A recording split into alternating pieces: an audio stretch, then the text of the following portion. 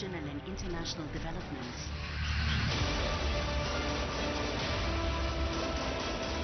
Solid and strong relations on the path of partnership and development.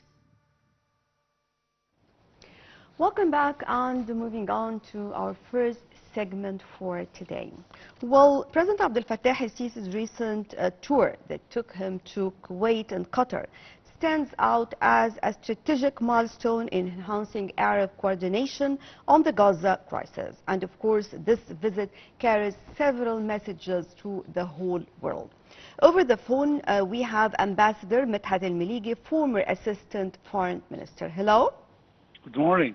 Good morning, Mr. Ambassador.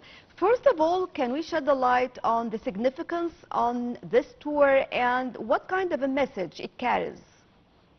Well, I think that the current moment is a very crucial moment when it comes to two things, which are the axes of the visit. The first one is the Egyptian efforts to stop the hostilities on the Palestinian people. And the second one, of course, is the consolidation of the Arab cooperation, especially in the economic field, that Egypt, after it has taken lots of measures to secure its economy and to enhance it, now it's ready to attract more investment. We've seen this before in the past with other Gulf countries. We've seen it with Europe. We've seen it even with the United States. And now maybe it's time to attract more Gulf states to invest in the Egyptian economy. And I believe that the most important thing is the dynamics, the regional dynamics, and the growing political insecurity in the region, which makes of Egypt an oasis of peace that can use it to build on and to attract more investments. I think these are the most important points. Of course, when it comes to Qatar, it's more involved in the peace process, or what we hope to be a peace process. But Kuwait also is a country that we have a lot of relations and ties with in the economic field, and we hope to enhance it a little better. How far can we say that these visits align with Egypt's broader foreign policy goals in the Gulf? Well, I think that the most important message that Egypt is sending is that we are supporting the regional stability and the strengthening of joint Arab cooperation. I think those are the two messages that Egypt wants to send. And let's not forget that this visit, when it comes to Qatar, for instance, I think it's a very smart move from the President Sisi, since we have heard recently about some reports talking about what's known in the media as the Qatar Gate, which, as some reports have said, is aiming to undermine the Egyptian efforts in the peace process concerning the Palestinians. And the Egyptian move shows that we are here, we are working business as usual, and that we should not let and allow such issues to become an obstacle in the Egyptian-Arab cooperation, and that Egypt actually is much bigger than such issues, and that we are ready to cooperate and we are ready to get involved, whether we are talking about the peace process and the Egyptian role, the unwavering Egyptian role in it, or to continue the cooperation with Arab countries in the economic field. So I believe that the visit has several messages that it's sending to the world and to the Arab community. Well, how far can we say that the Arab coordination and solidarity can help and play a crucial role when it comes to the Palestinian cause? Well, I have said it before and I will repeat it again. I don't believe that all the Arab countries are on the same wavelength when it comes to the Palestinian issue. There are reports that are talking that not all of them are with the same commitment that Egypt has regarding the Palestinian cause. And we've seen it during the talks and the negotiations and the initiatives that Egypt is proposing, that Egypt has this, as I said, unwavering commitment to the Palestinian cause. However, this is not always the case regarding all the Arab countries. They are not on the same wavelength. They are not on the same understanding of the issue. And that's why the continuing dialogue between Egypt and the Arab countries is important and crucial to continue the commitment of the Arabs. Let's not forget that we have an enemy that is unified when it comes to the annihilation of the Palestinian people, about the destruction of the Palestinian people, supported by the biggest power, military power on the planet, which is the United States, while we are in a certain way divided, whether we are talking about the Arab countries. I won't even reach to the point of saying divided, but at least we are not exactly, we do not have the exact same position when it comes to the Palestinian cause. But the most important, I believe, is that it is time now, more than ever, for the Palestinians to gather themselves and unify their words against their common enemy. Without this, I don't think that even with the Egyptian efforts that are relentless and are unwavering, as I said, will bear any fruits, because if the Palestinians are not unified, their enemy will always use this and exploit this division among them to achieve more and more of its goals that we all know about. They are not secrets, which is to totally liquidate the Palestinian cause and to forcibly, or between brackets, voluntarily displacing the Palestinians from the Gaza Strip and even from the West Bank to steal all the Palestinian land in both areas and to have the historic Palestine becoming the Israeli state. And this is what Egypt is trying to prevent by presenting one peace initiative after the other. And we have the last one, and we hope that the Israelis will submit. We hope that the Americans will push forward. So as for the Arab world, I believe that they are waiting for the response of the United States and Israel about the last initiative that were presented by Egypt. Well, regarding the investment deals and economic agreements and the potentiality of the economic future among the countries, could you tell us more about the most important files that were discussed? Well, I think that in the economic field, I mean, we have already several billion that were already invested. We were talking about 5 billion, for instance, in the case of Qatar, and we are hoping to increase it to 7 billion by 2026, and that means that we are developing. I mean, there are already investments, Qatari investments, and many countries are satisfied with the reforms that Egypt has undertaken. These investments are mainly concentrated in vital sectors such as energy, real estate, tourism, and even in industry and infrastructure in the coming period. So we think that what we have done with our economy is paving the way for more and more countries to invest in Egypt. Let's look at the map once again. In the area of complete turmoil, whether we are talking about the south, the east, the west, Egypt is an oasis of peace and security.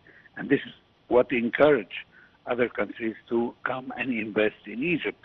They're investing a lot in Europe and in the United States. And of course, Egypt is more than ever ready to receive foreign investments from the Gulf and other areas as well to exploit what we are having here of new facilities, of new fields of cooperation that we are opening. And the President is the best ambassador to talk about these issues and to attract new investments, as he has always been trying to do. And I believe that after Ras Al Hikmah, the deal that were signed with the United Arab Emirates, there is always room for more cooperation with the Arab countries. As I said, various fields are here, and that a presidential visit of such magnitude will definitely enhance and progress the cooperation between the two countries, and not just, as I said, the Kuwait and Qatar, but also other countries who are interested in investing in Egypt. Well, from a diplomatic perspective, what strategic goals were drawn from the president's visit, in particular to Qatar and Kuwait? Well, I can just say, as I said in the beginning, I mean, the backdrop that is rapidly evolving the regional dynamics and the growing insecurities and political turmoil in the region, and the worries about the situation in the Middle East. A visit from the president of Egypt to these countries at this precise moment shows that we are solid, we are ready to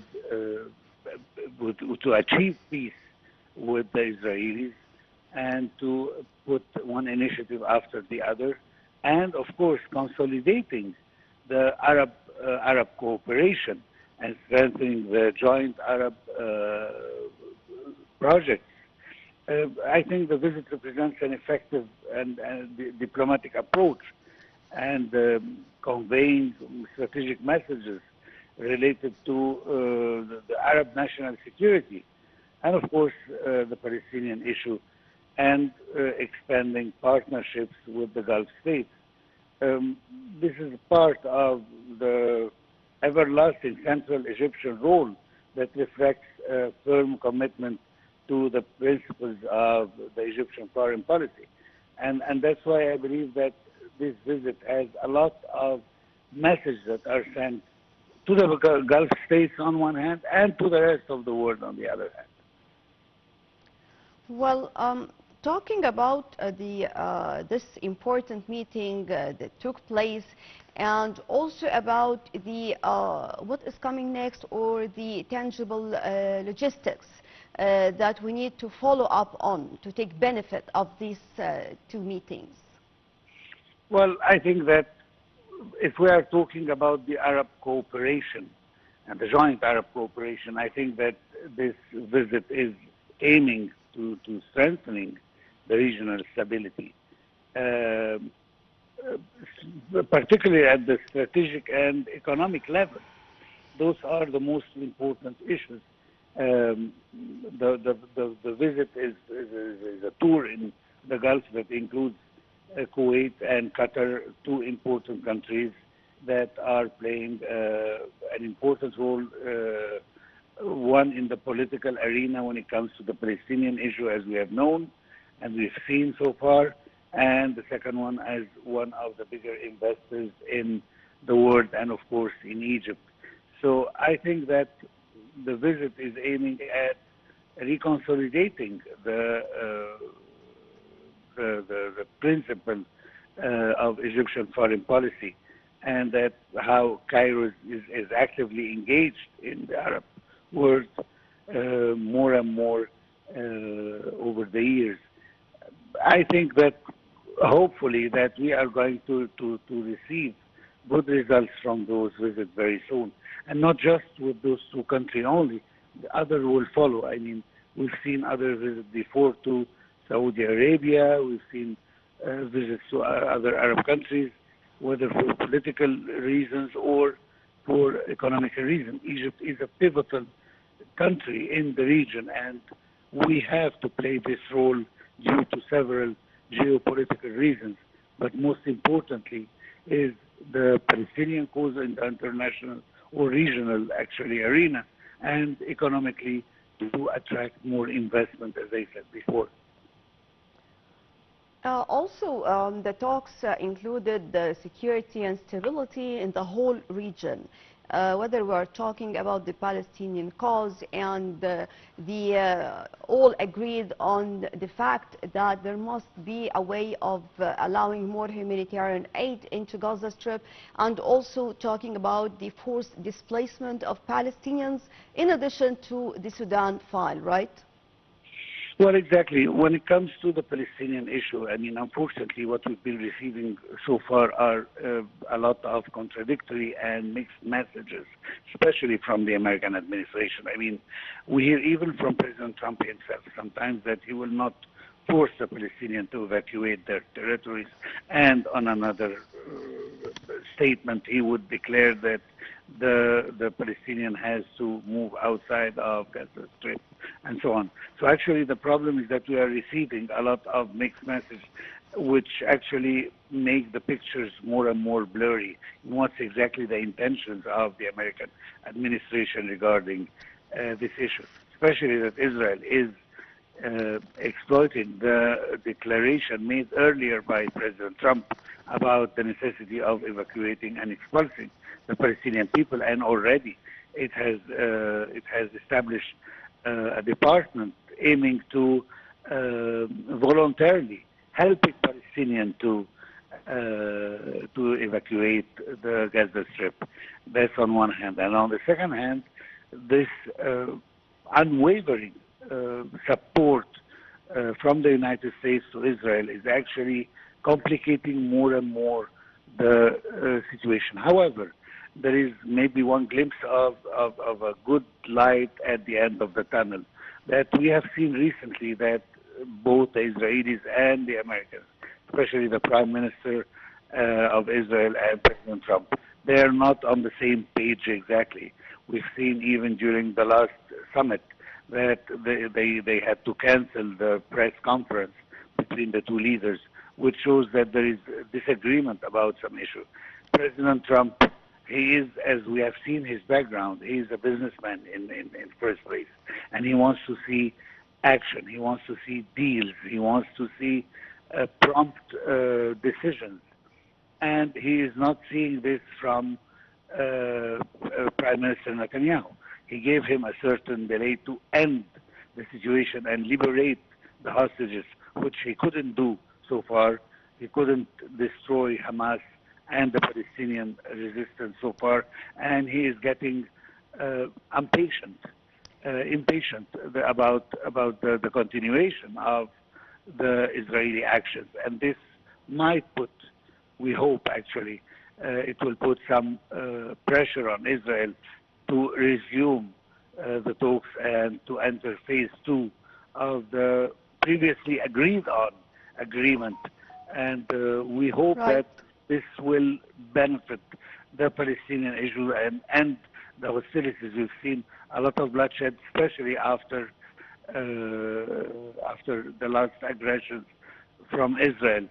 Their only aim is to liquidate the case and to make life unbearable and unlivable for the Palestinian people in order to evacuate them at a later stage. And this is what Egypt is trying to prevent with all its might and all its power. Medhat Miligy, former Assistant Foreign Minister, thank you very much for joining us. And moving on to a quick break, then we'll be back.